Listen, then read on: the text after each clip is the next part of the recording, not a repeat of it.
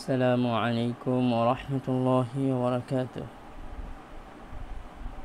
পেশাওয়ার শিখির দ্বিতীয় শ্রেণীর যারা শিক্ষার্থী রয়েছে, আশা করি তোমরা সকলেই আল্লাহ তাআলার অশেষ রহমতে ভালো আছো। আমি আলহামদুলিল্লাহ ভালো আছি।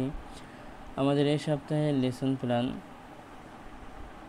আদ-দারসুল খামিস, পঞ্চম পাঠ, তথা এটা 34 নম্বর পৃষ্ঠা। 34 নম্বর পৃষ্ঠার এখান থেকে শুরু হবে। উপরের অনুকরণে অর্থসহ বলো।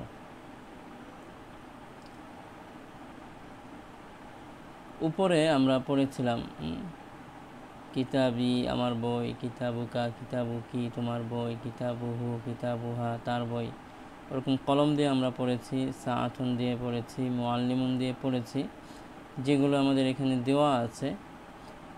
তো এখানে শুধু শব্দ দেওয়া আছে, কিন্তু এইগুলো আর দেওয়া নেই। আমাদেরকে উপরের অনুকরণে এরকম বানাইতে হবে এবং অর্থ বলতে হবে।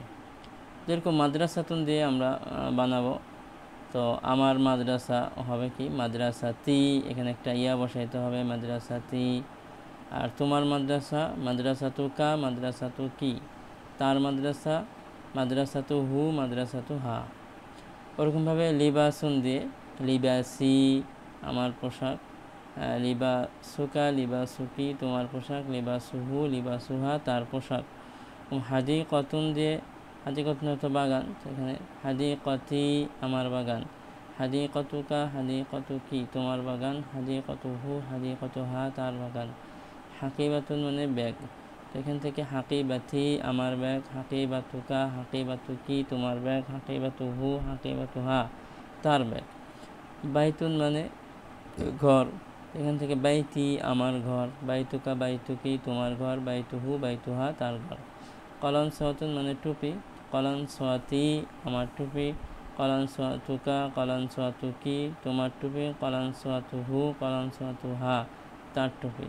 মিদাল্লাতুন অর্থ ছাতা, এখান থেকে মিদাল্লাতি আমার ছাতা, মিদাল্লাতুকা মিদাল্লাতুকি তোমার ছাতা, মিদাল্লাতুহু মিদাল্লাতুহা তার ছাতা। তো এরপরে কিছু নতুন শব্দ দেওয়া হয়েছে। এই শব্দ দিয়েও আমাদেরকে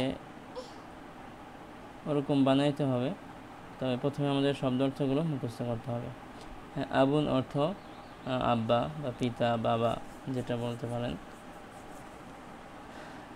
আবুন, অনেকে আব্বুন পরে, আব্বুন না, আবুন তাসদীদ নেই, তো আবুন অর্থ আব্বা। উম্মুন, এখানে আম্মা মা। তো উম্মুন অনেকে আবার এখানে যেরকম আবুন পরে, তো উম্মুনের এখানে এসে আম্মুন পরে, আম্মুন না, উম্মুন হামজার উপর পেশ দিয়ে উম্মুন অর্থ আম্মা। আখুন মানে ভাই, উখতুন মানে বোন, আম্মুন মানে চাচা, আম্মাতুন মানে ফুফু, খালুন মানে মামা, খালাতুন অর্থ খালা। জাদ্দুন অর্থ দাদা বা নানা, দুজনের ক্ষেত্রেই ব্যবহার হয় আরবিতে জাদ্দুন। জাদ্দাতুন মানে দাদি বা নানি। তো এরপরে একটা জিনিস এখানে দেখানো হয়েছে, আইয়ুহাল ওয়ালাদু বা ইয়া ওয়ালাদু, অর্থাৎ যখন ইয়া ওয়ালাদু, এই ওয়ালাদুনের স্মরণিত যখন আলিফলাম আসছে, মারেফা আলিফলাম, তখন এখানে ইয়ার এই জায়গাটা আইয়ুহা হয়েছে, অর্থাৎ হে ছেলে। আর বিন্তুন ক্ষেত্রে ইয়া বিন্তুনের ক্ষেত্রে, ইয়া বিন্তু এর ক্ষেত্রে হবে আইয়াতুহাল বিন্তু, যখন বিন্তুনের সাথে আলিফলাম মারেফা, তখন আইয়াতুহা, মুন্নাসের জন্য আইয়াতুহা হয়, মুযাক্কারের জন্য আইয়ুহা।